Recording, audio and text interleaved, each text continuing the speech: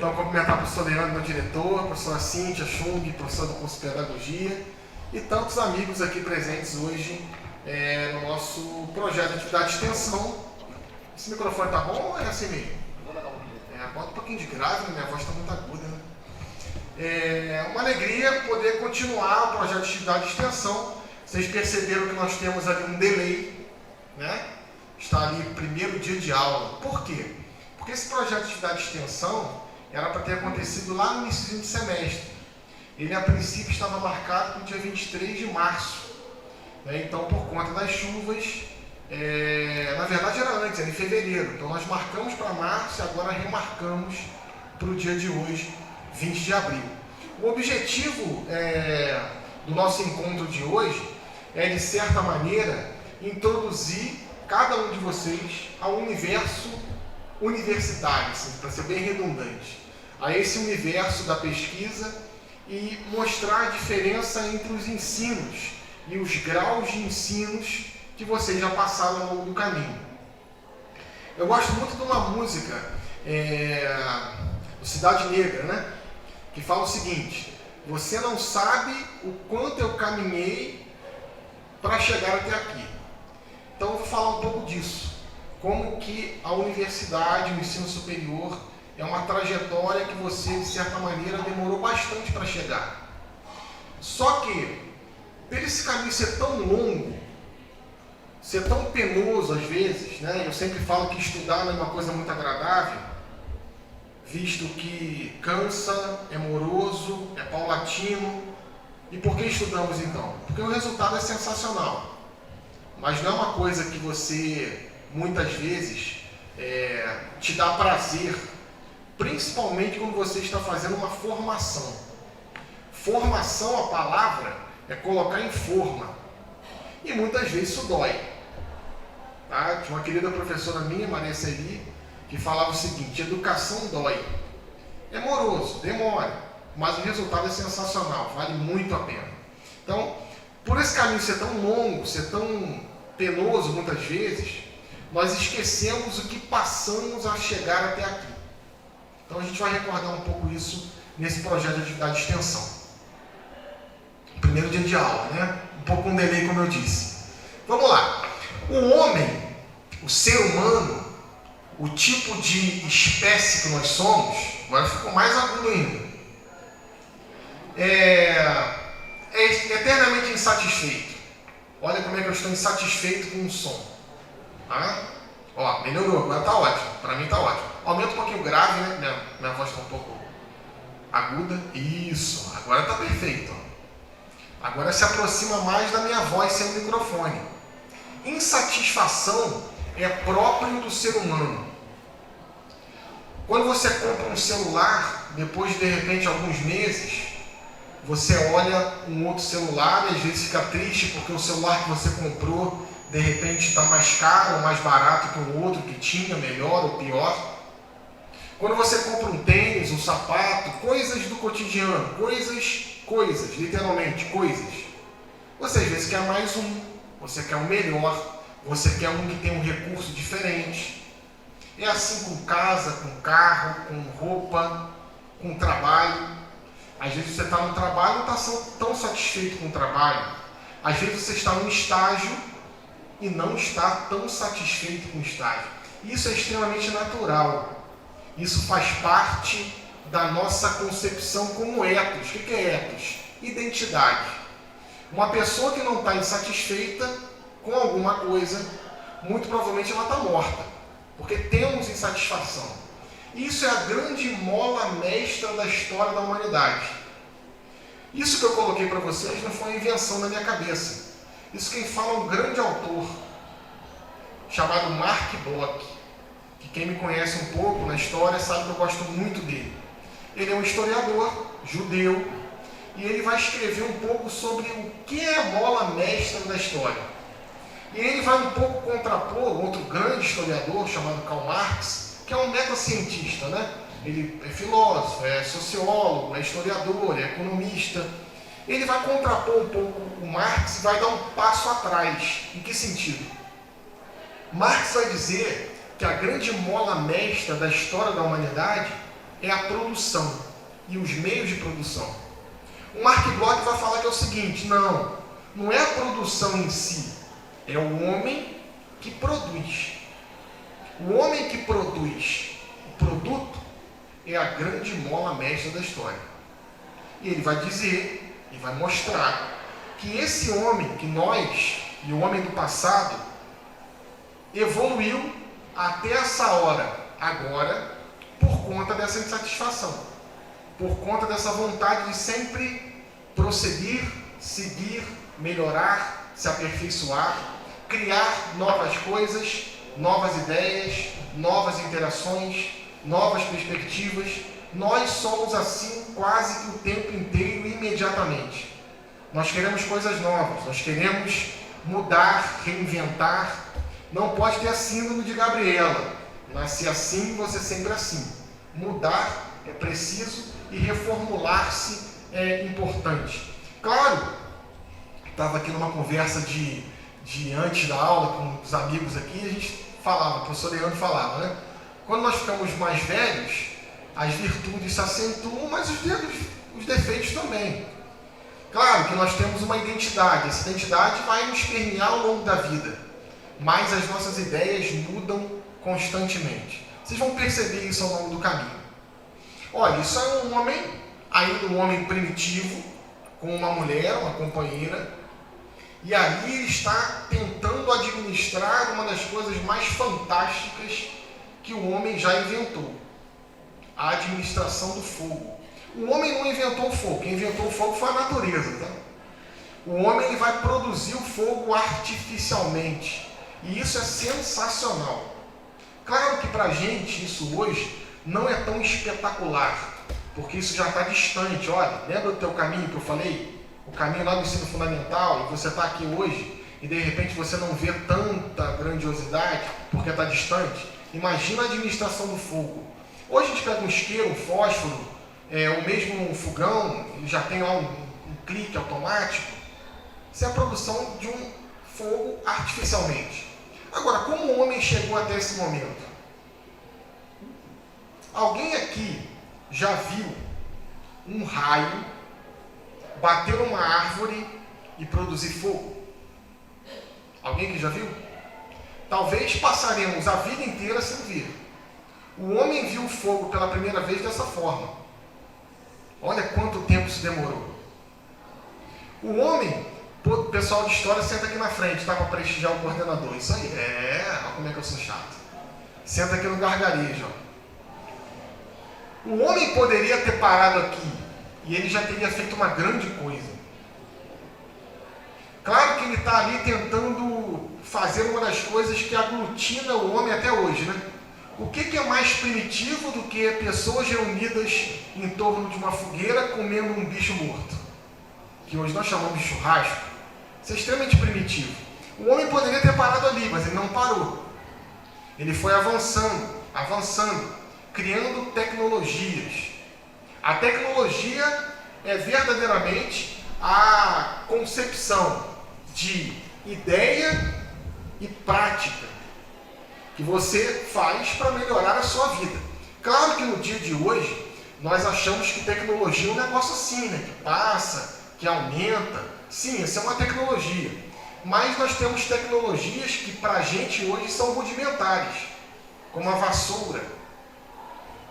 Já parou para pensar a tecnologia que está em volta a uma vassoura, que reúne um lixo, uma poeira? Ou mesmo o sistema de esgoto, o sistema hidráulico da tua casa, o vaso sanitário. Olha que coisa tecnológica, muito tecnológica. Claro que isso está tão distante da nossa realidade hoje que às vezes a gente não percebe o tamanho disso. O homem inventou a roda. Tudo que está aqui nessa sala, e você também, veio através dessa invenção. Nada seria possível nessa hora, nesse salão nobre, nessa universidade, se não fosse essa invenção que o homem intuiu. Todas as invenções que o homem empreendeu foi, de certa maneira, olhando a realidade natural. Como que o homem inventou a administração do fogo? vendo a natureza produzindo fogo naturalmente, um raio. Como que o homem inventou a roda? Vendo os movimentos dos ventos e etc. Vendo tufões, vendo a própria aerodinâmica da natureza. Se você parar um pouquinho para pensar, a natureza em si, ela é simétrica. Ela tem uma simetria. Tem. Ninguém nasce o Benjamin Button, nasce? Não. Todo mundo nasce jovem e morre velho. Esse filme também é muito interessante, eu gosto muito desse filme. Qual que é o âmago desse filme? Não importa se você nasce jovem ou velho, você vai morrer. A série do filme é essa, bem interessante. Vamos lá. O homem também inventa matemática. Isso é muito interessante também. Se nós pegarmos o Mark Bloch, ele vai falar também um pouco dos meios de produção. E ele vai falar que a matemática foi inventada para justamente contabilizar aquilo que o homem produzia. O homem, a princípio, ele começou a contar usando pedaços de pau, pedaços de pedra. E aí ele colocava o número de pedras, o número das ovelhas que saíram do redil, do cercado. Só que, de certa maneira, o número de pedras começou a ser insuficiente para o número de ovelhas, de cabras. E aí ele começou a inventar símbolos para contabilizar.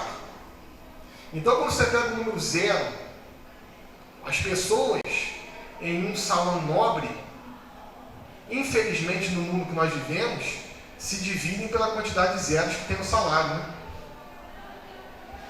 Se você tem 2 zeros no salário, você é um tipo de pessoa. Se você tem 10 zeros num tipo de salário, você é um outro tipo de pessoa. Infelizmente. O mundo, de certa maneira, é contabilizado. Olha, será que o cara que inventou o ábaco, antes de Cristo, tinha essa noção de como essa invenção mudaria a humanidade? Esse é o tipo de espécie que você é,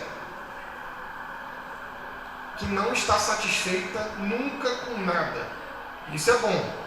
Claro que é a boa insatisfação, tá, gente? A boa insatisfação que nos faz avançar, nos faz querer ler outros livros, ver outras coisas, escutar outras músicas.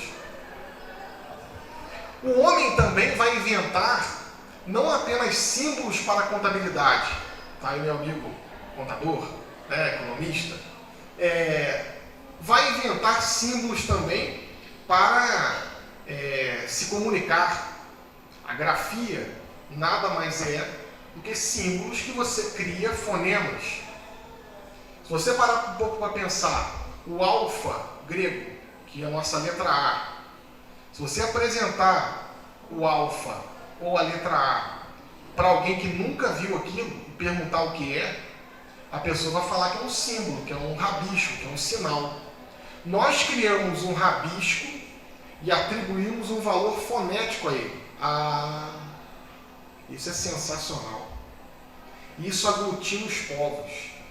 Isso nos faz criar uma comunicação uníssona.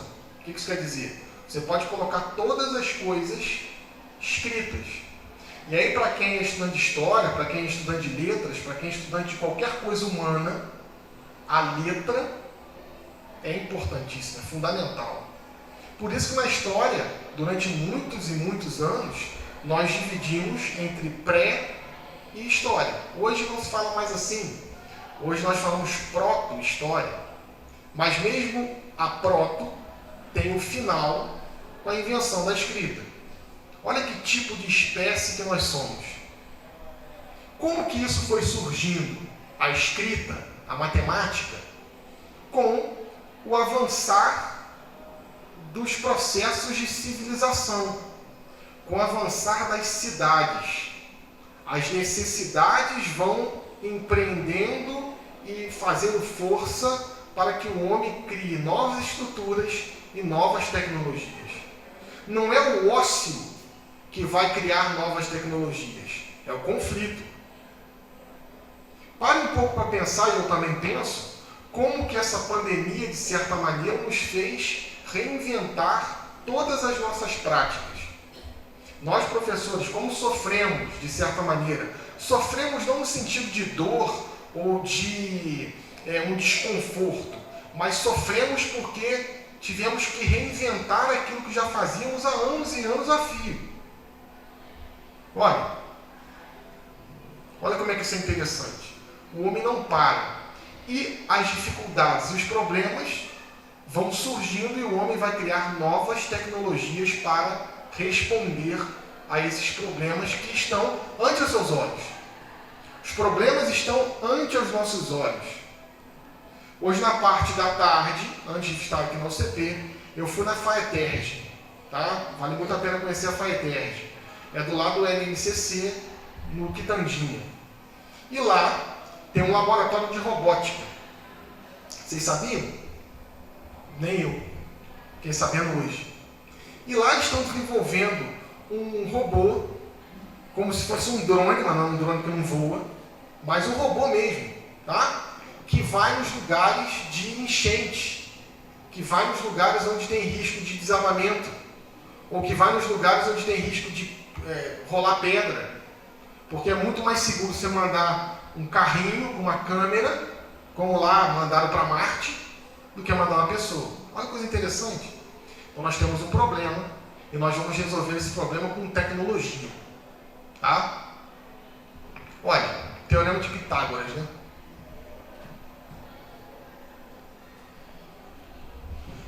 Eu estou deixando o Carlos aqui em apuros, né? Porque eu estou andando o tempo inteiro. Isso aqui é uma coluna, ó. Isso aqui só é possível com aquilo ali, ó. Eu não sou da matemática, não sou da tecnologia, eu sou das ciências humanas. Eu sou formado em História e Teologia.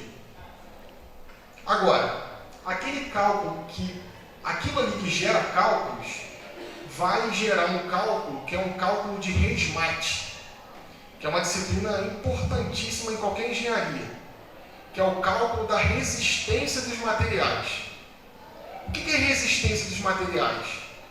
É quanto peso aguenta uma estrutura. Gente, isso foi inventado antes de Cristo. Por que eu tenho que fazer um cálculo de resistência de peso? Porque eu estou construindo estruturas, aparelhos que tem que comportar 400 pessoas. Então eu preciso de um telhado. E eu preciso sobreviver às intempéries naturais. Então eu preciso criar estruturas para que eu fique seguro da chuva, do frio, do vento, do terremoto, do furacão. E eu vou criar nisso aqui a resistência dos materiais. Por exemplo, quanto peso essa cadeira aguenta? Você faz um cálculo de resistência dos materiais. Claro que hoje a HP faz, mas naquela época os filósofos, que eram também matemáticos, os filósofos eram tudo, tá? Quando você fala filósofo, imagina uma pessoa lá no monte meditando. Não, filósofo era alguém que empreendia. Era verdadeiramente um tecnólogo, não no sentido de precisão, no sentido de inteligência e tecnologia. Olha, todas as nossas construções não seria possível sem o teorema de Pitágoras. Por que Petrópolis cai? Será que não aplicaram o teorema de Pitágoras? Muitas vezes aplicaram, mas numa elevação de 90 graus. Né? E aí não tem teorema de Pitágoras que aguente. Claro que com a engenharia é possível transformar as encostas em algo plausível de ter vida ali. Mas é preciso ter uma intervenção de engenharia séria, né? Não o que a gente vê por aí. Olha, o homem faz viagens espaciais. Vamos voltar um pouquinho? Será que esse homem aqui imaginou isso aqui? Jamais. Esse homem estava pensando no imediato. Qual que era o problema ali? Eu administrar o fogo, conseguir beneficiar um alimento que está cru. E nós hoje só podemos escolher não comer carne. Eu respeito muito quem não come carne, porque os nossos antepassados comeram carne e se tornaram o que nós somos hoje. Sem o beneficiamento da carne, nós não teríamos essa caixa craniana. E o fogo ele vai ativar todas as proteínas da carne. Eu brinco em casa às vezes, né? A Rafaela gosta muito de comida japonesa, e eu brinco, né? Pô, a humanidade demorou 2 milhões de anos para desenvolver a tecnologia do fogo, não precisa comer nada cru. Pouco isso. O homem faz viagens espaciais. Agora, o homem conhece mais o espaço do que o mar. Isso também é sensacional. Aí nós vimos a caravela, né? Uma invenção incrível. Incrível. Claro, nós temos navios importantes, se você for olhar a história da Escandinávia, se você olhar os chineses, se você olhar depois os vikings, que o pessoal gosta de chamar de vikings, né? Os vikings. Eles vão desenvolver também navios sensacionais, mas nenhum como a caravela portuguesa. A caravela portuguesa ela tinha um lastro, uma base, e essa base impedia dele afundar. Uma tecnologia que parece hoje simplória, mas para a época eram avançadíssimas. Qual que é a tecnologia? Você já viu no João Bobo? Você faz assim, ele volta? É a caravela. Com essa caravela, os portugueses, depois os espanhóis, depois também os holandeses, os franceses e os ingleses, dominaram o planeta. Será que aquele homem que estava administrando o fogo pensou nisso em algum momento? Jamais. Porque não tinha esse empreendimento. Os empreendimentos vão surgindo a cada dia. Os problemas vão surgindo a cada dia. E nós temos que criar soluções. Problema numa mão e a solução na outra.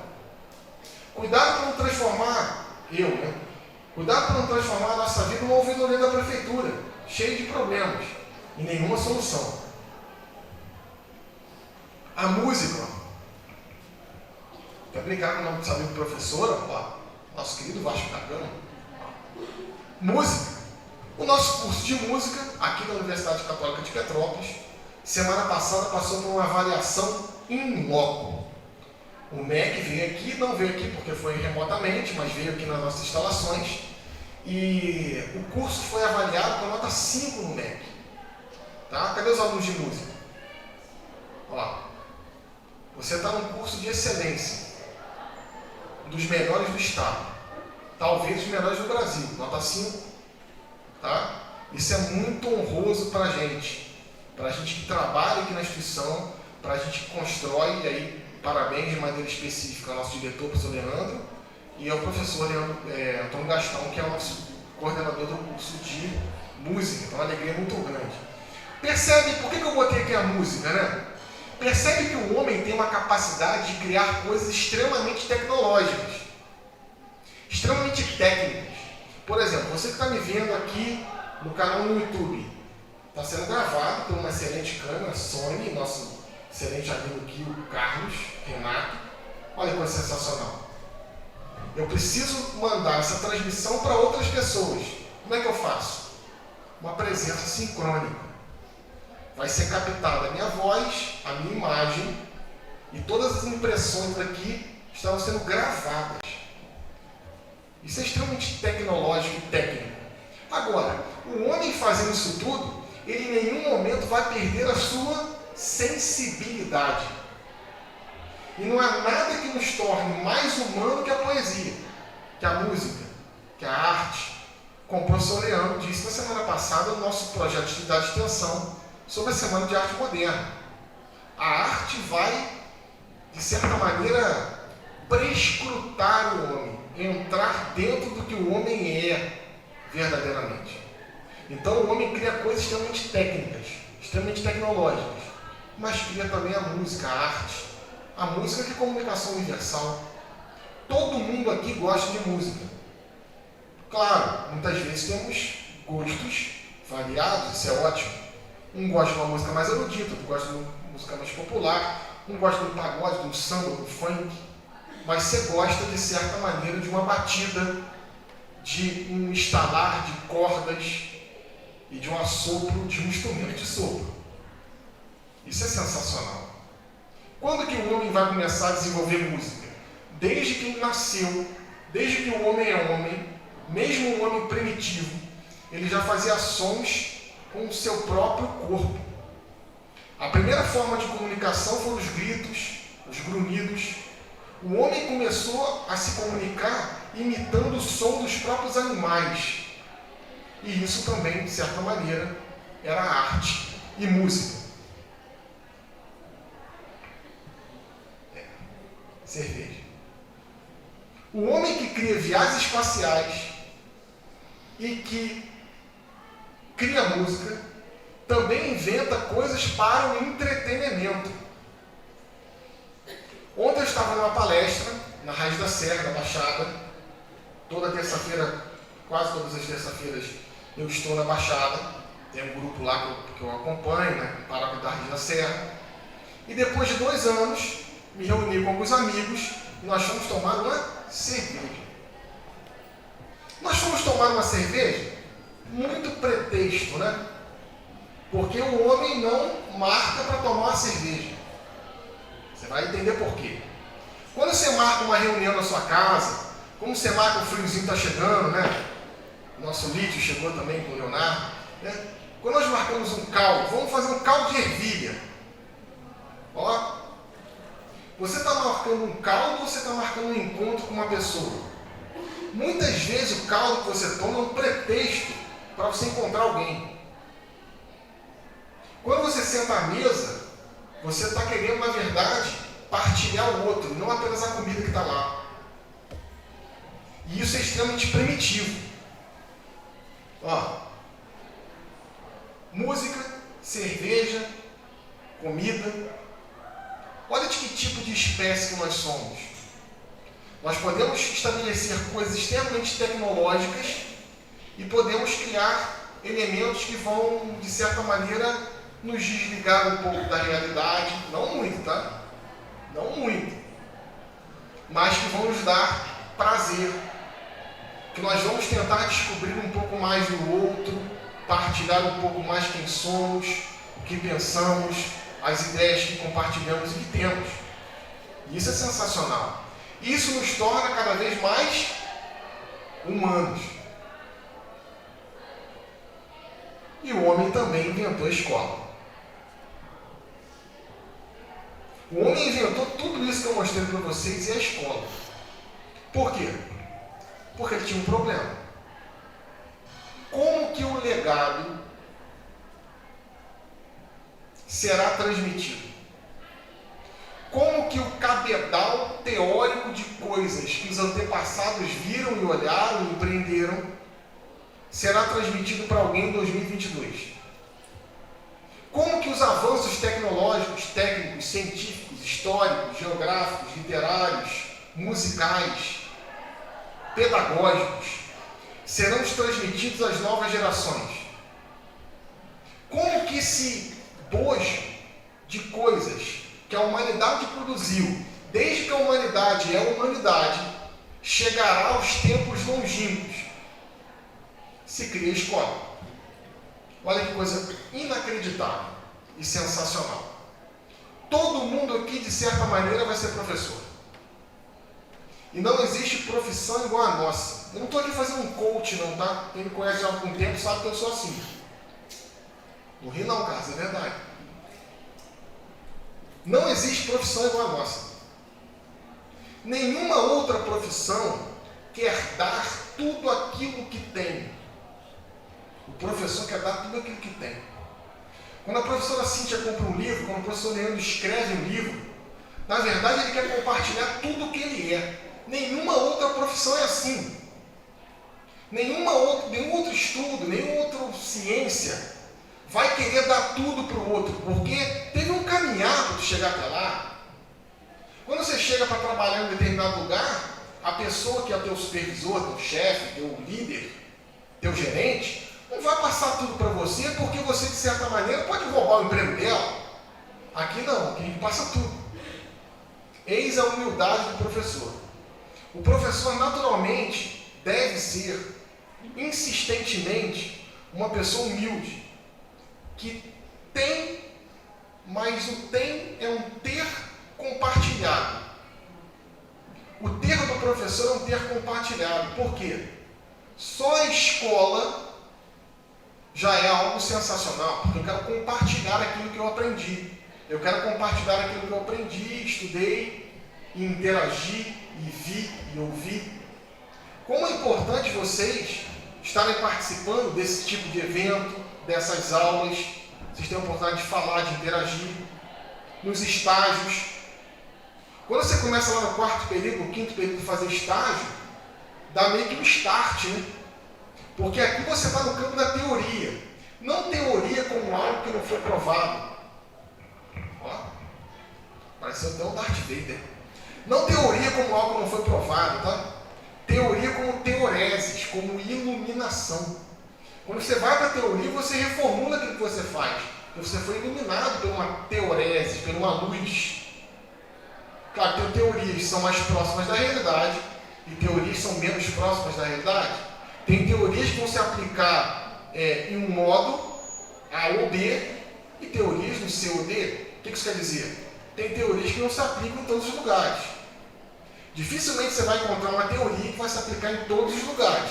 Isso não existe. Você vai ter que variar as suas teorias para cada ambiente que você está. Por exemplo, eu posso estabelecer essa conversa com uma turma de 6º ano? Posso. Claro que posso. O que eu tenho que mudar? A didática. Eu não mudo o conteúdo. Eu mudo o modo. Por isso, crianças, principalmente quem não é de pedagogia, tá? Tem que estudar didática. Para quem é de pedagogia, a didática é uma coisa fundamental, primordial. É ethos. O que é isso? Identidade. Me chateia muito quando eu vejo alunos de outras licenciaturas falando que não gostam de didática. Me chateia, eu tenho pena dos futuros alunos, né? Porque didática não é o como. Didática não é o que, é o como. Quem aqui já teve um professor, eu já tive, que sabia muito. Você via no rosto do professor, você via na maneira do professor falar, você via na maneira do professor interagir, que ele era verdadeiramente genial. Mas que ele não conseguia, de certa maneira, passar aquilo que ele tinha para o outro. O como. Não adianta não, você ser um gênio e não expressar essa tua genialidade porque você não estudou didática. Estude didática. A escola é um instrumento didático, mas também formativo. Porque ela vai dar o que e o como. Olha que tipo de profissão que você está escolhendo. Você escolheu, olha que coisa linda. O teu objetivo é, de certa maneira, fomentar e perpetuar todos os avanços que a humanidade teve até o dia de hoje. Quando você ensina uma criança a ler, quando você constrói as primeiras letras com ela, ou quando você dá uma aula de Revolução Francesa, ou quando você ensina as notas musicais,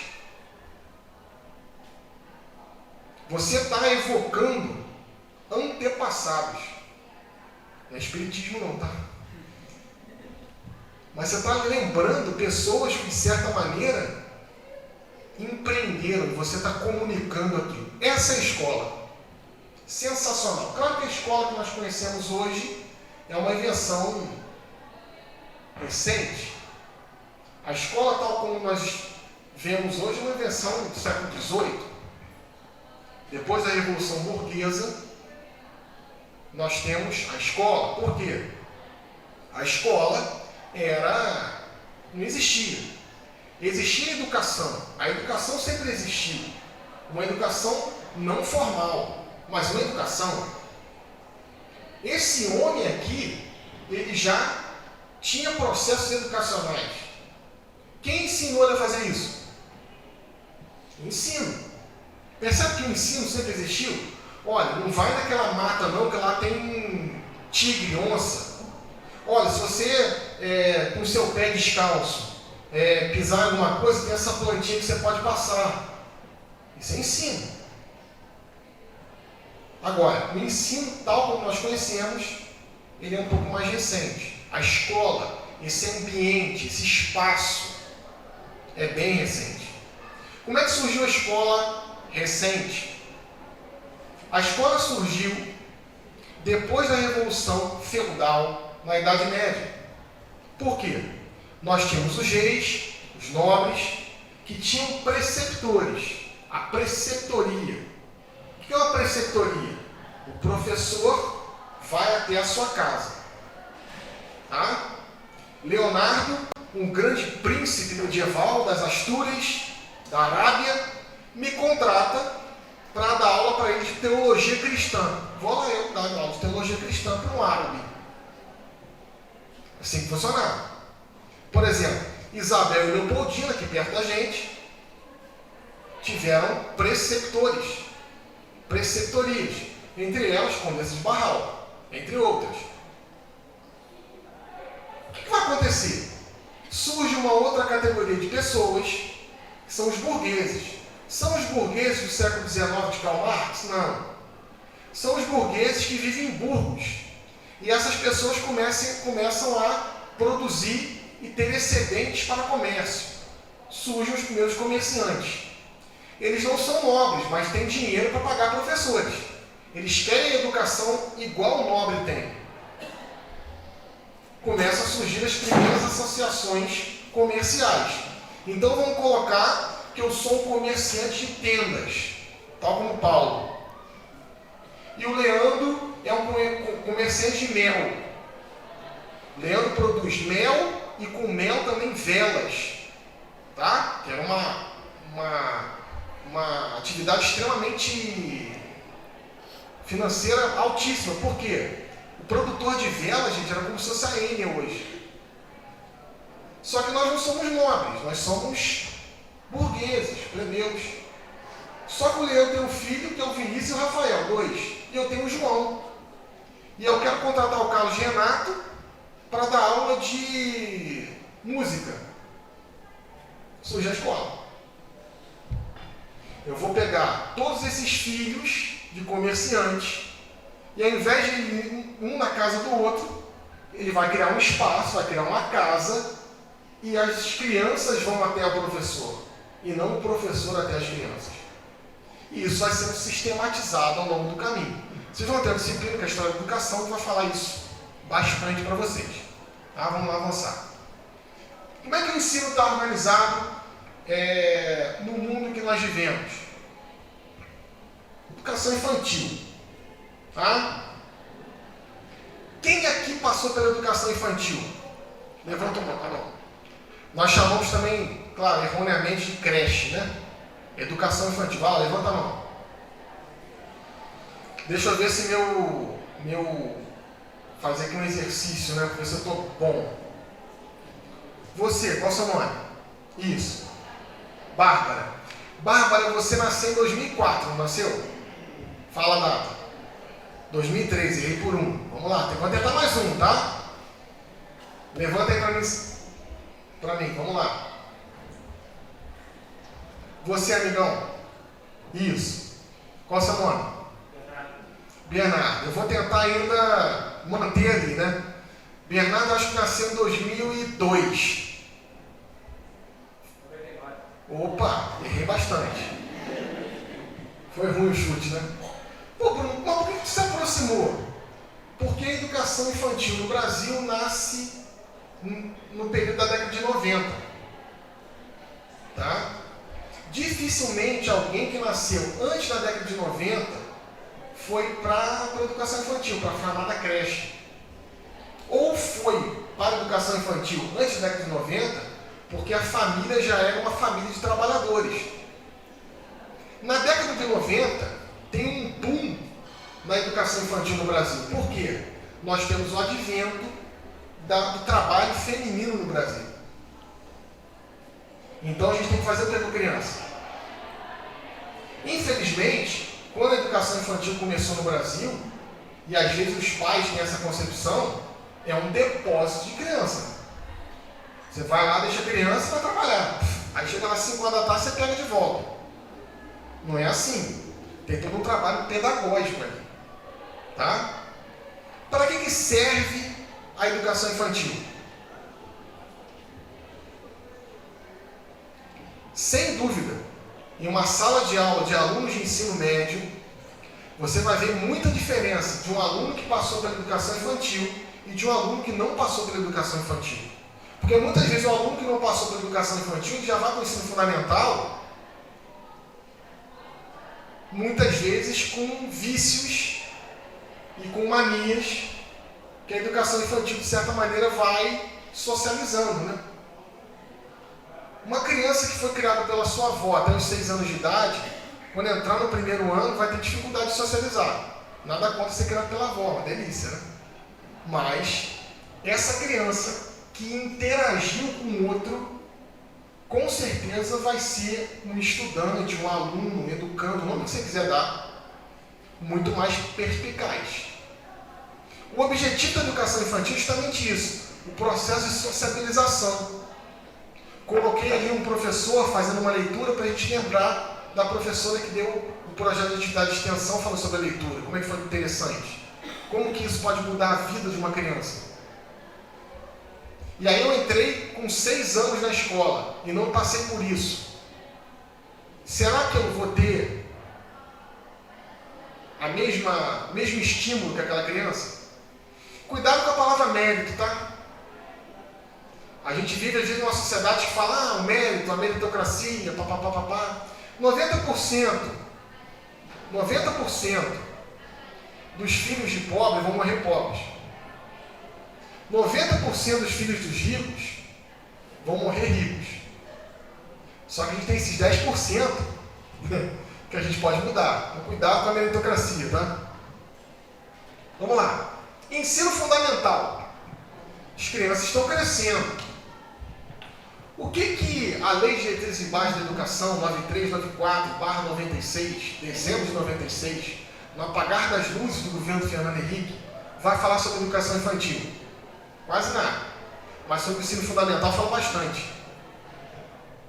9 anos de ensino fundamental, hein? É longo. Antes tinha a classe de alfabetização. Certo? Hoje é o primeiro ano. Porque a gente vai desenvolvendo, a gente vai largando conhecimento, a gente vai mudando a concepção. Antes o aluno tinha que aprender a ler na classe de alfabetização, o nome já era explicativo. Hoje não, hoje o processo é um pouco mais alargado, construído de uma maneira mais sólida. Não é só ensinar o aluno a decorar os fonemas. Você tem que introduzir o aluno no universo da leitura. É muito mais complexo do que você codificar letras. Você tem que entender o processo. Isso é um pouco de história. História não é guardar datas e eventos e pessoas. História tem a capacidade de entender os processos. Música é assim também, letras é assim também. Você tem que, muitas vezes, dar um passo atrás. Só que o que acontece? Na LDB, vai estar prescrito que o aluno do ensino fundamental tem que sair de lá, o que isso quer dizer? O egresso, né? Tem que estar saindo capaz de ler a norma culta do português, tendo domínio das 4 operações, tendo uma noção geográfica e espacial do micro para o macro, em geografia e em história, e também das ciências da natureza. Quem aqui é capaz de responder a essas prerrogativas do nono ano? Será que eu me sinto capaz de responder isso? Será que se eu pegar um cálculo lá em 7ª série, passando no primeiro grau, será que eu sou capaz de fazer agora? Nem eu. Entende? A lei fala uma coisa, mas a realidade da ponta da escola é outra. Aqui piora. E é por isso que eu botei uma imagem do ensino médio assim, alongada, ofuscada. Você vai ficar até enjoado se ficar olhando muito para essa imagem. Tá? Vê se não dá um enjoozinho. Foi de propósito. Porque o ensino médio vai falar, a lei vai falar que o ensino médio tem que dar a capacidade do egresso se inserir no mercado de trabalho. Quem terminou o ensino médio e se inseriu no mercado de trabalho estava, infelizmente, num subemprego, ganhando um subsalário. Entende? Então as leis prescrevem coisas que na realidade não acontecem. Entende a realidade da escola? Isso não é para a gente falar assim, puxa vida, eu vou ser professor dentro dessa realidade. Sim, mas aí eu vou apresentar alguns caminhos. O que é tecnologia? É você criar soluções para caminhos difíceis. Claro que falar tecnologia em educação, você logo pensa no computador. A gente pode falar em inovação, novas perspectivas, novas maneiras de apresentar o que é velho, o que é antigo. Santo Agostinho vai falar, ó beleza tão antiga e tão nova, eis que estava dentro e procurava fora. Muitas vezes as coisas mais simples são as mais sofisticadas. Quem falou isso? Einstein. Na verdade, Einstein não. Shakespeare. As coisas mais sofisticadas são as mais simples. Vamos lá. E a gente está no ensino superior. Como eu disse lá na nossa primeira atividade de extensão, que foi apresentada pelo professor Leandro por mim, tá? Só apenas 5% do aluno que entrou aqui vai chegar aqui. É muito pouca coisa.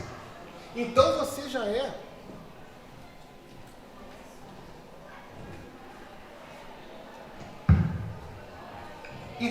um vitorioso. Muito vitorioso. Falar esse tipo de coisa para você é meio que chover no molhado, porque você já está aqui. Agora, você e eu sabemos o sacrifício que você faz diariamente para se manter aqui. Porque o aluno da Universidade Católica de Petrópolis, essencialmente, quase 80%, principalmente nas licenciaturas, são alunos egressos de escola pública. São alunos trabalhadores. São alunos que precisaram arrumar emprego e trabalhar para estar aqui. Ou estou falando alguma bobagem? Eu sei que eu fiz licenciatura aqui. O professor Leandro também. A professora Cíntia também. Entende a realidade? A universidade é não o final de um caminho, mas é o início de um caminho novo, com outros desafios. Se a escola, a educação infantil, era ludicidade, era construção de identidade, era você perceber que você não podia furar o olhinho do amigo com um compasso. Tem gente que no ensino superior acha que ainda pode, né? Tudo bem. Se o ensino fundamental parecia interminável, muitas vezes você já tinha uma vocação ali, né? Você às vezes não gostava tanto da aula de matemática. Eu tive excelentes professores de matemática. Entre eles o professor Abed, que vocês têm aula com ele. Foi as minhas melhores aulas de matemática. Mas eu tinha muita dificuldade em matemática, física, química, biologia. Eu tenho um grande amigo, o professor Leonardo. Se não fosse Leonardo, eu não estava aqui, porque ele me ajudava muito nas disciplinas exatas. Passava horas e horas e horas e finais de semana, já aprovado em recuperação matemática, ele me ajudando na matemática. Por que não me encaminharam para as humanas lá no ensino médio, no ensino fundamental? Nosso ensino, infelizmente, não é bom. Não é. Tá? Se alguém acha que o nosso processo escolar é bom, vem aqui e apresente.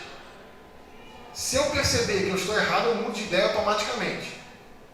O que a gente precisa fazer para transformar o ensino no Brasil? Algumas coisas. E essas coisas passam primeiramente pela nossa formação. Pela maneira que nós vamos estudar. Eu costumo dizer, e quem me conhece há algum tempo sabe que eu não tenho muito pudor para falar isso. Pudor no sentido de medo, de represália, ou de ser mal interpretado, porque as pessoas me conhecem. O problema da educação no Brasil está nos processos formativos. Está nas nossas licenciaturas.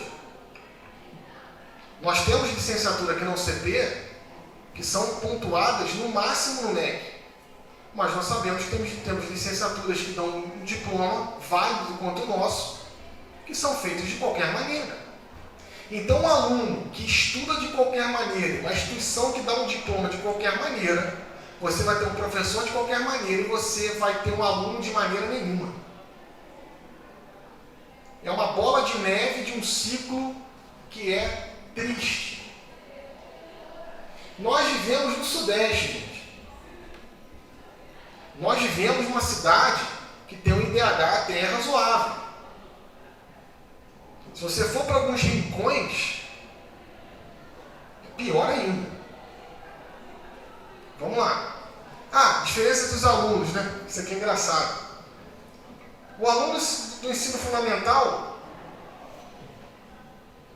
ele está ali no ensino fundamental, não sabe muito bem o que quer ser, né? O aluno do ensino médio, já é o ensino médio, né? Quem aqui no ensino médio fez camisa do ensino médio? Porque tu quer o teu nomezinho na camisa, terceirão, né? Bota nome nos terceiros anos, não coloca? O aluno do ensino médio acha que sabe tudo. E o aluno do ensino superior? Tem certeza que sabe tudo. Tá? Quantos historiadores, eu falo pela minha disciplina, né? Quantos historiadores do primeiro período nós temos, né, gente? Ou advogados, juízes, procuradores no primeiro período? Calma. O aluno do curso de pós-graduação, ele já é um aluno que vai ver esse cara não sei nada. E isso que torna muitas vezes o nosso caminho, a nossa profissão, apaixonante. Porque nós somos uma nuvem que não tem limite de espaço.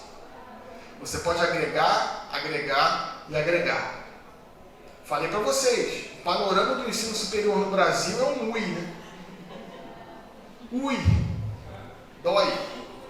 Não perca, se eu falei lá no primeiro dia, não perca a oportunidade de estar no ensino superior. Faça qualquer sacrifício lícito, por favor, para se manter aqui, tá?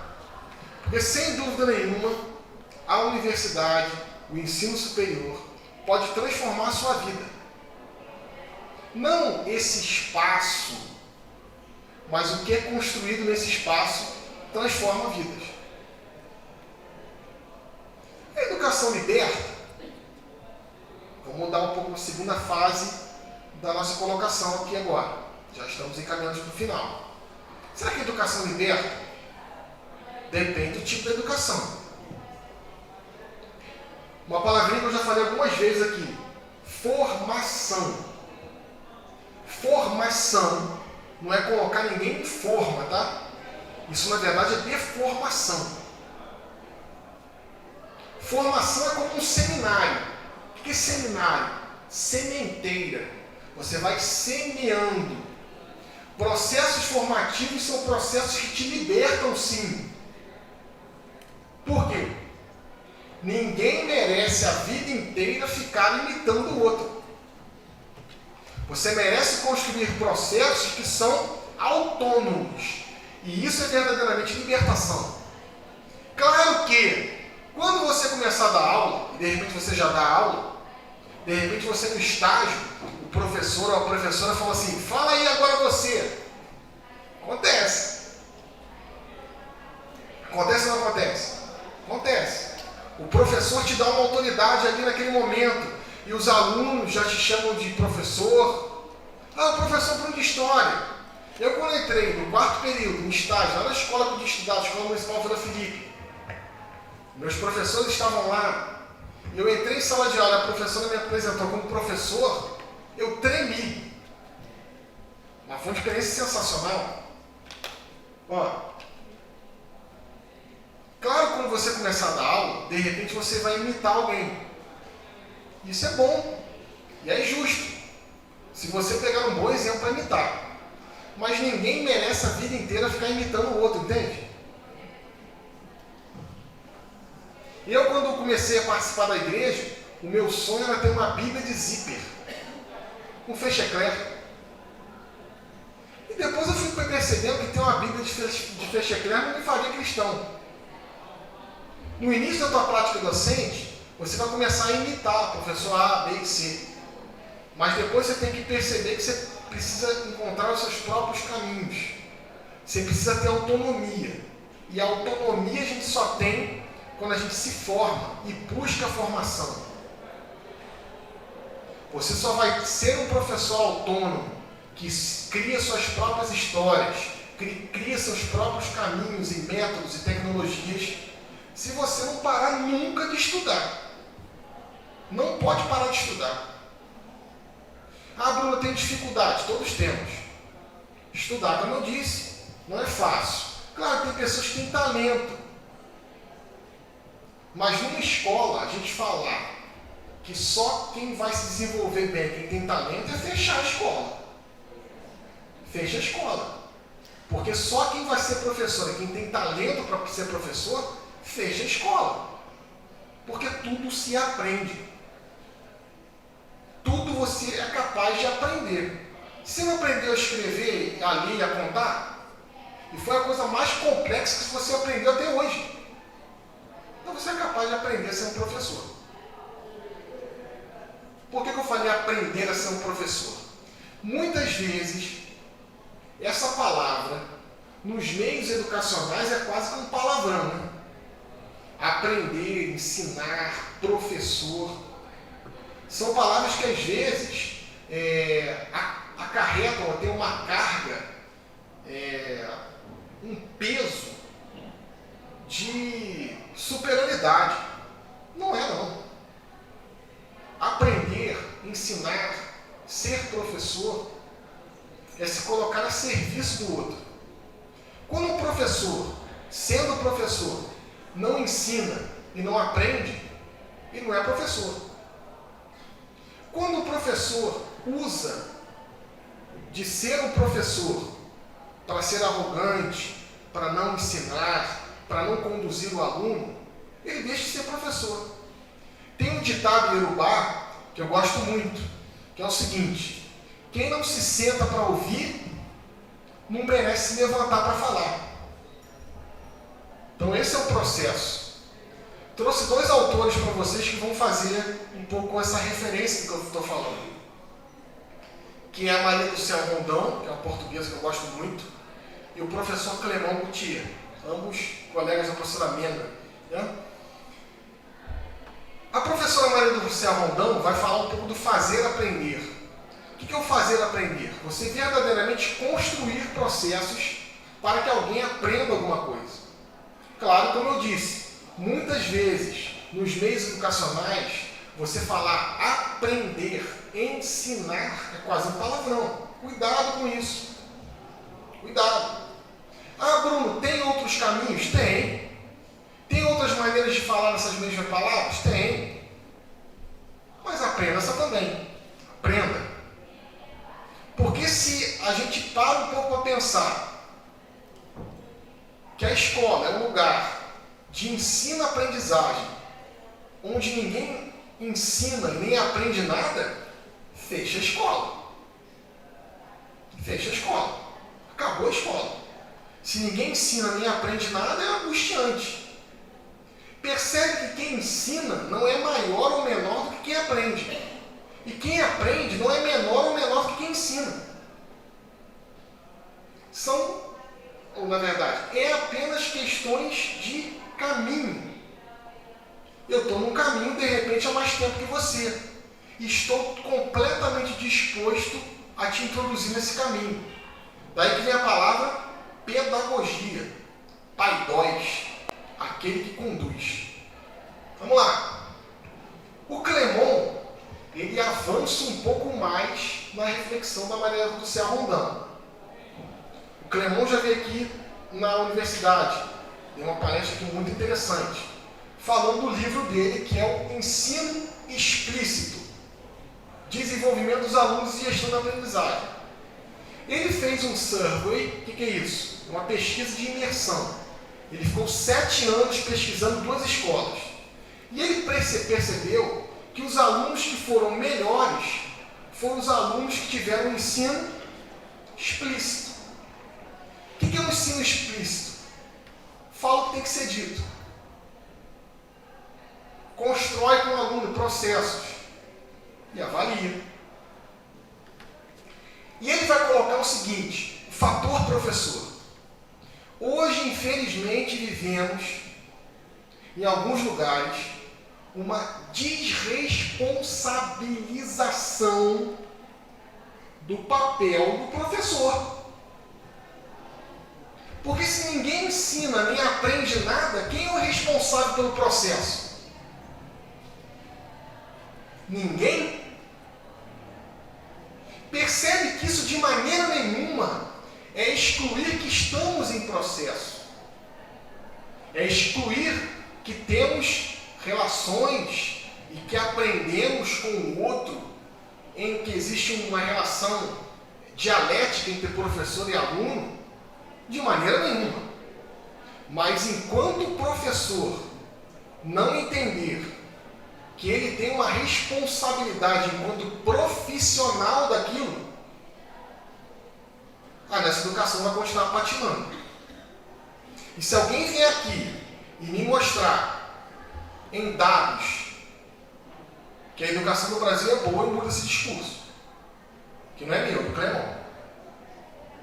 Nós precisamos sim nos responsabilizar pelos processos educacionais. Porque se a gente deixar o Estado se responsabilizar, porque na minha escola não tem luz. Sim, isso todos são agravantes. Mas se você não tomar o cabo do processo da tua sala de aula que você está, hoje, como eu disse para vocês, eu visitei um espaço sensacional. E eu perguntei para o diretor, qual que é o diferencial dessa instituição? Aí ele falou, Bruno, você está vendo que o espaço é sensacional, né? O espaço é lindo. Nós estamos fazendo uma obra aqui, nós vamos botar tudo de vidro, vai ser um espaço muito interativo. Mas o diferencial é esse. O diferencial não é o computador que nós temos, o diferencial não é o primeiro lugar de 5G que vai ser no estado. O diferencial são as pessoas. O diferencial são os professores. Por que isso? Porque o homem que administrou o fogo, ele fez diferença. E você que vai ser professor, e eu que sou professor, eu posso sim fazer a diferença. Com todos os caminhos, muitas vezes, com todos os processos, muitas vezes, tortuosos, difíceis, complicados. Muitas vezes o professor é vilipendiado. Quantas vezes você já ouviu? Professor, você trabalha também? Quantas vezes você ouviu? O professor tem 2 férias por ano. Quantas vezes nós já ouvimos isso? Vai lá, entra numa sala de aula. Professor é profissão. E temos que olhar dessa forma. Você é o protagonista do processo. Ser o protagonista do processo, vou repetir para ficar bem claro, não é ser excludente, não é ser opressor, não é ser alguém que não deixa o outro falar ou que faz uma educação impositiva. Não!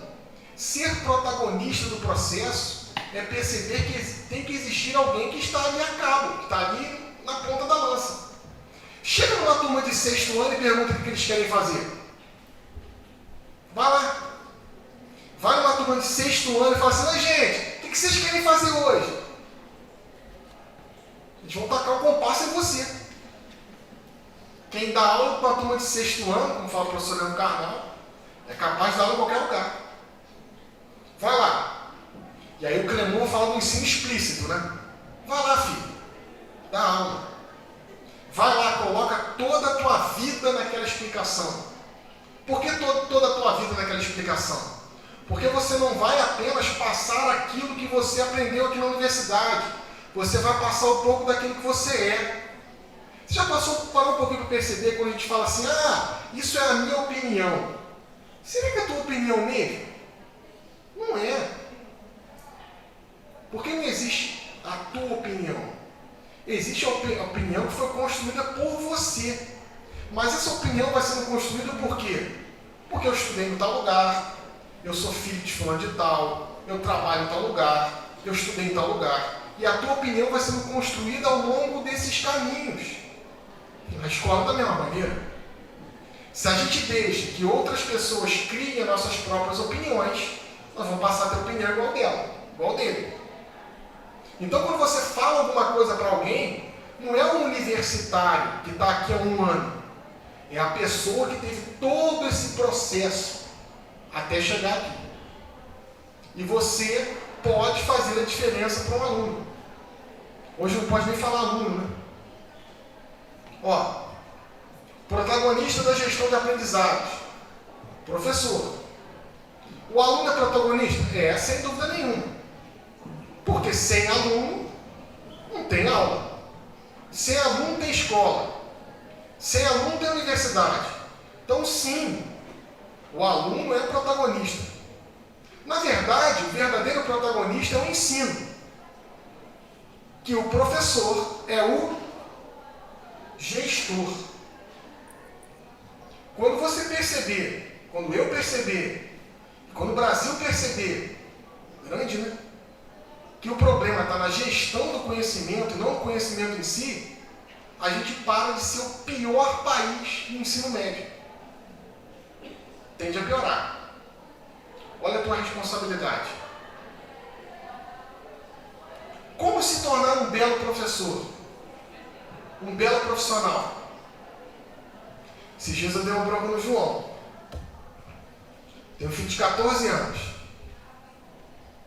Criança de 14 anos, um adolescente de 14 anos, sabe tudo. Tudo. Todas as coisas. E aí tomou uma bronca na professora, e ele estuda aqui, coitado. Ainda dá um azar de estudar aqui. Então eu conheço todos os professores. E eu falo, olha, se você tomar a bronca do professor lá da escola, você vai tomar bronca em casa. E eu nunca vou ficar contra o professor, porque eu sou professor. Aí ele chegou em casa. Ah, a professora falou isso assim, assim, eu fui sem querer e respondi. Como assim sem querer? Você deu uma topada e respondeu a professora? Ah, não, ela falou um negócio assim, assim, eu falei que eu tirei 10 na prova dela. Olha que arrogante. 14 anos. Né? Eu falei, olha, João, deixa eu te contar uma história. Nem sempre, ou quase nunca, o aluno nota 10 é o profissional nota 10. Não adianta ser nota 10 aqui e ser nota 0 na vida. Tem que saber equilibrar isso. Ó, primeira coisa para se tornar um bom professor é se tornar um estudante profissional. Para você se tornar um bom profissional em qualquer coisa, você precisa ser um estudante profissional. De repente, se você está no primeiro período, você está entrando agora na universidade, está no primeiro semestre, talvez foi o primeiro período que você, no caso de vida, que você mais estudou na sua vida. Por quê? Quando a gente está no ensino fundamental, no ensino médio, o conteúdo, o currículo, ele já vem formatado ali. Você tem como escolher, eu não quero ter aula de matemática no nono ano. Filho, esquece, você vai ter que ter aula de matemática no nono ano. Mas aqui você escolheu. Aqui você escolheu fazer pedagogia. Você escolheu fazer letras, música.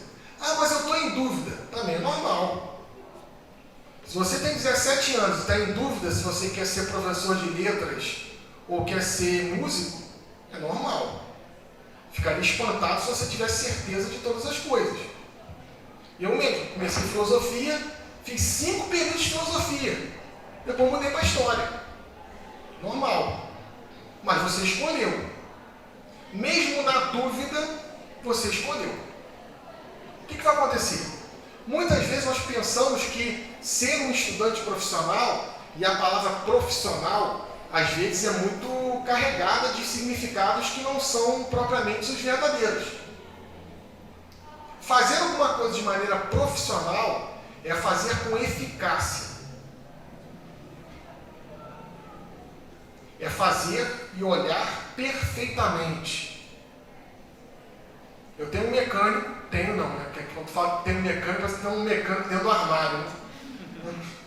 O mecânico que olha meu carro é um mecânico muito bom. E às vezes eu deixo o carro lá e ele mexe no carro 1 hora, ele cobra um dinheirão assim. Ele mexe um tempinho assim, e cobra um dinheirão assim. Agora, quanto tempo ele demorou para executar aquele serviço que demorou 1 hora? 1 hora. Mas quanto tempo ele demorou para conseguir executar aquele serviço em 1 hora? Aí são anos e anos e anos de estudo. Profissionais. O professor tem que olhar para si mesmo, eu olho para mim, como alguém que é um profissional. Como alguém que tem um valor implícito. Percebe que o teu conhecimento e a tua expertise tem um valor implícito? Percebe que o professor que você vai ser único? Agora, se você for meia boca, desculpa o termo, se você se formar e nunca mais abrir um livro na vida, você vai ser um tipo de profissional. Agora, se você se tornar um estudante profissional, você vai ser capaz não de melhorar apenas a sua vida, mas de melhorar a vida de outras pessoas e de quebrar um ciclo de educação no Brasil que é terrível. Hoje um amigo meu estava se despedindo de uma sala de aula, porque ele está trocando o horário. E ele me passou uma mensagem e falou o seguinte: Bruno, me despedi da turma lá. Pô, foi um pouco difícil, cara, porque é uma turma de 8º ano.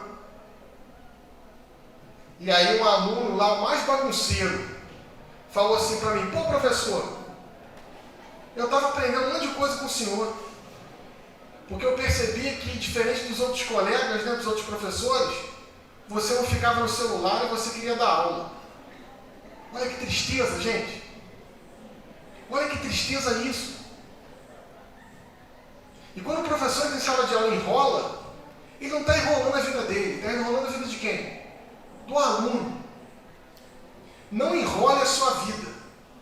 Se torne um estudante profissional. O que é ser um estudante profissional? Estou acabando. Estudar todo dia. Atitudes cognitivas afetivas também, né? Se você lá é a hiena, hard hiena, o professor Leandro me deu referência na última palestra dessa. Ó vida, ó azar. Ah, eu tenho um cachorro na aula, não vou mais nunca mais. Vai. Ah, eu fiquei grávida no meio do processo. Acabou minha faculdade? Não. Vamos lá, firme. Se você não acreditar em você, quem vai? Ninguém. Ó, porém, cuidado com o ego. Se tem uma coisa que é extremamente nociva nas nossas áreas, na área exata é um pouco menos, sabe? Eu sei que eu tive contato com a área exata, já dei muita aula para a área exata, dou aula para a área exata até hoje, mas infelizmente não presencialmente, porque às vezes você perde um pouco daquele feeling do contato. Mas as nossas áreas humanas, nossa, é a fogueira das vaidades. Matar mataiotós. Vaidade das vaidades. Tudo é vaidade. Cuidado, né? Cuidado para o seu conhecimento adquirido não te assoberbar.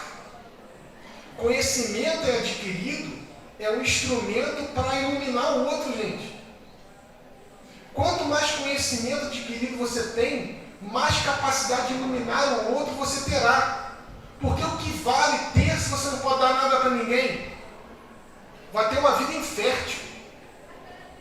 Cuidado com os egos. Aprender que você está estudando para ajudar outras pessoas. E é irresistível, né? O conhecimento é irresistível. Quando você conhece, você quer passar para o outro. Humildade no caminho, né? Paulo. Isso aí é uma pintura muito famosa, do Rembrandt. Ele está escrevendo a Timóteo, na segunda carta a Timóteo, que era o discípulo dele, 4:9 e de 9 a 13. Claro que é uma carta deuteropaulina. O que é uma carta deuteropaulina? É de uma linha de pensamento paulina. E ele está preso, velho, abandonado, como Jesus na sexta-feira que vivemos a quaresma, né? O final da quaresma, sexta-feira da paixão, abandonado. Ninguém foi defendê-lo, vai falar: no meu primeiro julgamento ninguém me defendeu, mas fui salvo da boca do leão. E ele está na prisão romana, chamada prisão marmetina. Vou dar um Google aí. É uma masmorra que as pessoas saíam de lá mortas ou leprosas. E ele escreve uma carta para Lucas e fala o seguinte: olha, quando você fores na casa de Carpo, em Troade, traz a minha capa. Porque ele está morrendo de frio, né? Roma no inverno faz abaixo de zero. E traze também os livros, principalmente os pergaminhos. Olha isso. Paulo naufragou. Paulo foi içado, deu uma cesta para fugir. Paulo foi picado por uma víbora. Paulo estava na fogueira, tinha 40 pessoas. A víbora foi lá e picou ele. Naufragou várias vezes.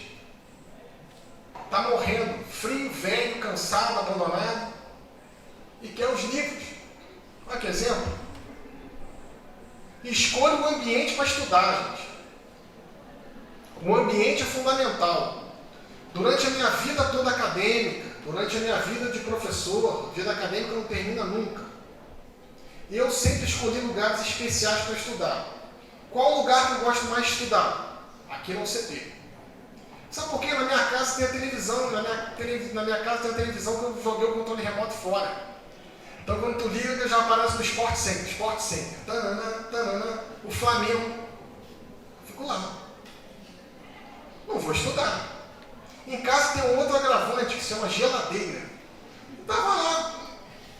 Não pode estudar na mesa da cozinha, né? A mãe escutando o padre Marcelo Rossi, fazendo feijão. Nossas mãos no colo.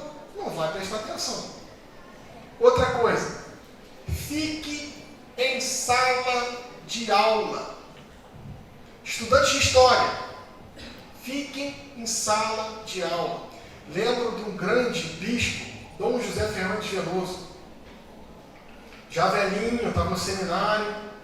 E aí estava todo mundo no seminário, uma segunda-feira fria, né? A gente vê aquele cantinho que pega sol ali. Ele veio passando bem devagarinho e falou o seguinte: qual que é a aula inútil que está tendo agora? Entendeu? Às vezes quando eu vejo um aluno no corredor em horário de aula, dá vontade de perguntar: qual que é a aula inútil que está tendo agora? Claro que eu não vou fazer isso, não cabe. Mas pensa, né? Fica em sala. Liga a câmera. Para mim, o maior fracasso da educação nacional, do mundo e do universo, era dar aula para futuros professores e não ligar a câmera para te ver. Eu me sentia desprestigiado. Falo desprestigiado porque estamos num ambiente universitário, viu? Senão eu falaria uma outra palavra um pouco mais chula. Me senti um nada. Quando você está dando aula para professores e o professor não abre a câmera para você ver. Imagina? Difícil, né? Estudo na cozinha. Olha que bonitinho. Muitas vezes trabalho em grupo é um inferno, né? Porque como é que funciona o trabalho em grupo? Trabalho em grupo é igual o desfile de escola de samba. Como é que é desfile de escola de samba? Tem um carro alegórico, não tem? Aí o carro alegórico tem lá um destaque, né? Como é que o destaque vai passando na avenida? Não é assim? Destaque? Só que tem sempre alguém empurrando o caminhão, empurrando o carro alegórico. Muitas vezes o trabalho em grupo é assim. Tem alguém mandando beijinho e alguém empurrando o caminhão, empurrando lá o carro alegórico. Tá? Mas o trabalho em grupo é importante. Se você não consegue fazer trabalho em grupo agora, você não vai conseguir trabalhar em grupo com os professores. Grupo é importante para você perceber que existem pessoas que pensam diferente de você, que existem pessoas que construem uma opinião diferente da sua. É importante ter empatia e saber dialogar. Condições. Se você não tem um lugar assim, ó, pode ser um lugar assim. Não deixe de estudar. Ergonomia no home office, né? Aí que legal. Como é que você está estudando? Eu estou estudando na cama, com um livro de cabeça para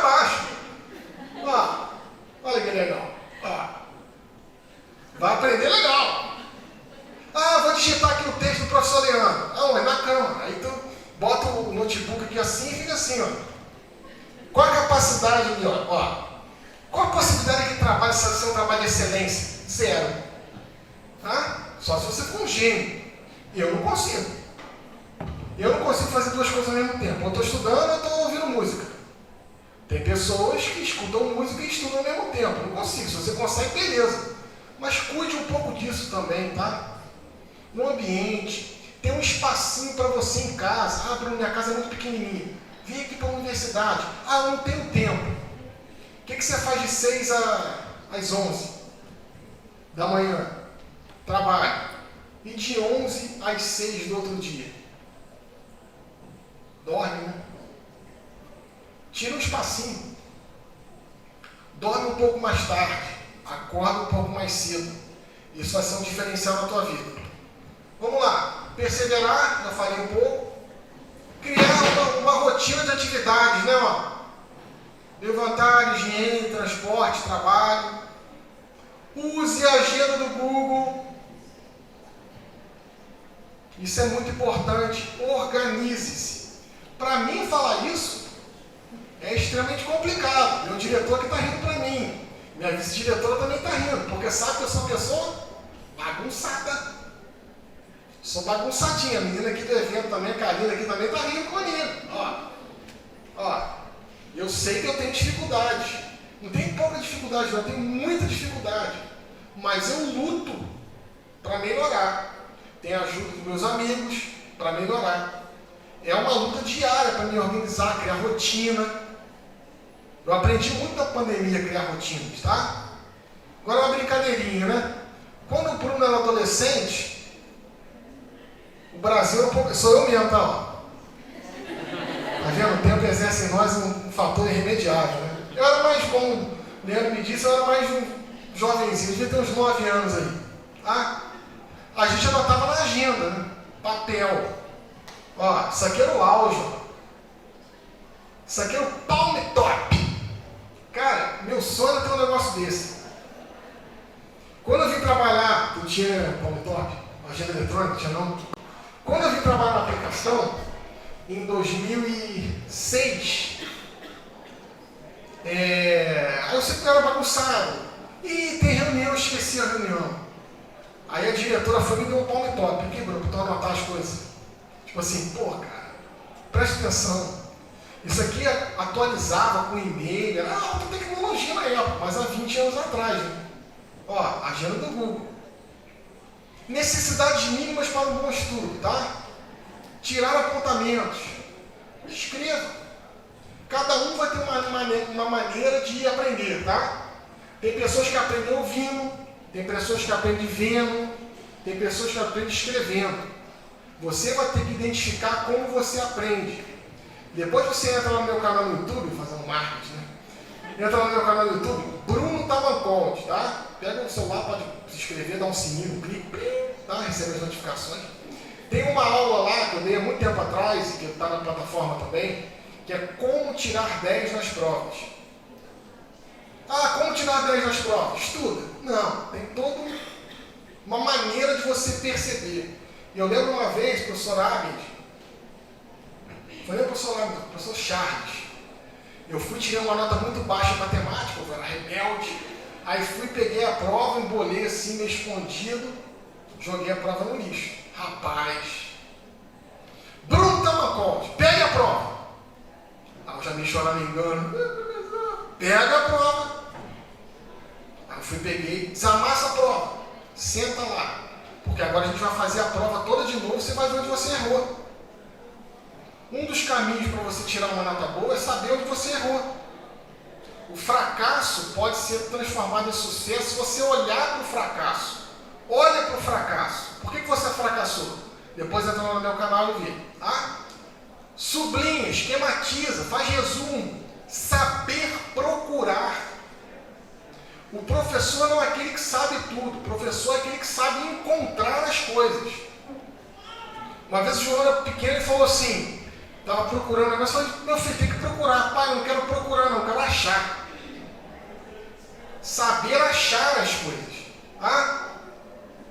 Saber utilizar o conhecimento, saber produzir novos conhecimentos, aprender como você verdadeiramente aprende. Criar significados, procure ver, compreender todos os detalhes, consultar dicionário, revista. Depois eu vou passar esse material para vocês, tá? Tire as suas dúvidas. Não espere que o professor enfie a matéria na sua cabeça. Às vezes, quando você está dando uma colocação, fazendo uma explanação, dando uma aula, às vezes você está todo empolgado e o aluno levanta a mão, né? Aí você fala, tem uma pergunta. Posso ir no banheiro? Não deixe tirar suas dúvidas, tá? Ó, faça apontamentos, sempre. Não espere o apoio dos outros por uma coisa que você valoriza. Ah, minha família não me valoriza, meu marido não me valoriza, a minha mãe não me incentiva, a minha esposa não me incentiva. Não espere. Quem gosta de licenciatura, quem gosta de letras, pedagogia, música, filosofia, teologia e história é você, não é o seu marido, não é a sua esposa, não é o seu filho, não são os seus pais. Quem tem que gostar é você. É engraçado, porque quando você se torna um estudante de qualquer disciplina, né, você vira o Google, né? Wikipédia. Quem é o rei de Espanha em 1453? Ah, não sei como, tu está estudando história. Aqui é um autor tal, tem que saber tudo, tá? Também não é assim. E um deverzinho de casa, como eu sou um professor bem tradicional, tá? Não tradicionalista, tá? Tradicionalista é alguém que ficou no passado, tá? Tradicional é alguém que tem valores ancorados e projeta um futuro. Ser tradicional é ser velho, não tá nem retrógrado. Ser tradicional é olhar para trás e perceber que coisas foram bem feitas. Coisas antigas também foram bem feitas. E que a gente pode só reimaginar. Esses dias acabou a luz, quando teve um desastre em Petrópolis, eu fiquei 72 horas sem luz. Meu filho, minha esposa e eu jogamos batalha naval. A gente fez outra roupagem. O que foi interessante ontem vai ser interessante hoje e vai ser interessante amanhã. A gente tem que, às vezes, mudar a roupagem, mudar a didática, mudar não o que, mas o como. A atividade é o seguinte, deverzinho de casa, método Pomodoro, tá, que eu uso muito. Você começa o ponto 1, ó, defina uma tarefa. Ponto 2, programa o timer, aí pode ser o timer do relógio, pode ser o timer do celular. 25 minutos. O terceiro ponto, ó, trabalhe na tarefa durante o tempo definido. Descanse por 5 minutos depois dos primeiros 25. E assim sucessivamente. Repita 4 vezes até concluir o ciclo e refaça novamente. É interessante, porque você estuda 25 minutos focado, pim, para. Dá uma paradinha, toma um café, volta. Mais 25, para. 5 minutos, volta. Dá uma pesquisada nisso, tá? Perguntinhas.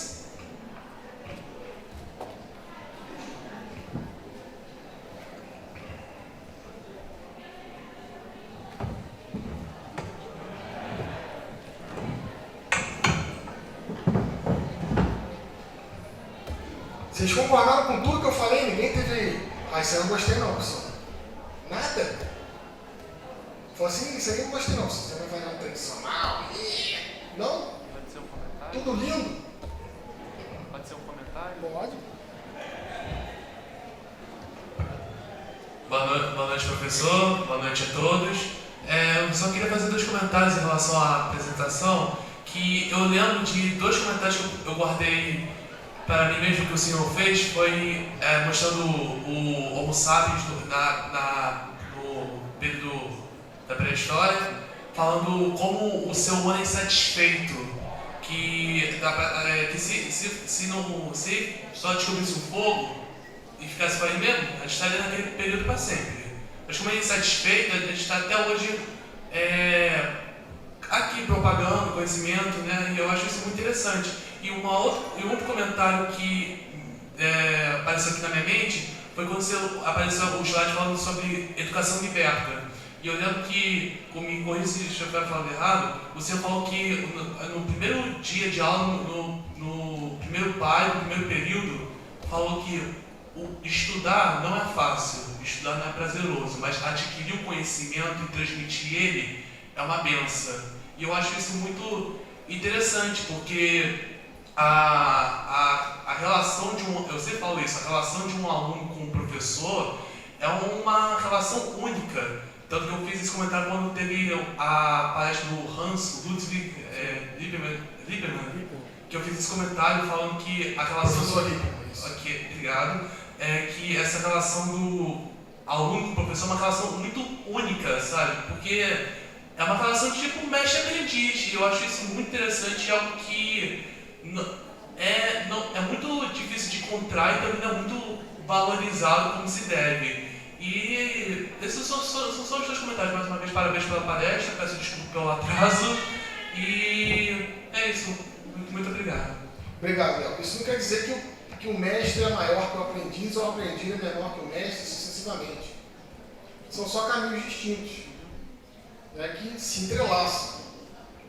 Eu estou caminhando há um pouco mais tempo que você. Não quer dizer que você também não possa caminhar junto comigo, entende? São momentos distintos de vida. Os meus cabelos brancos me dão algumas virtudes e alguns defeitos, como você. Caminhar é isso, né?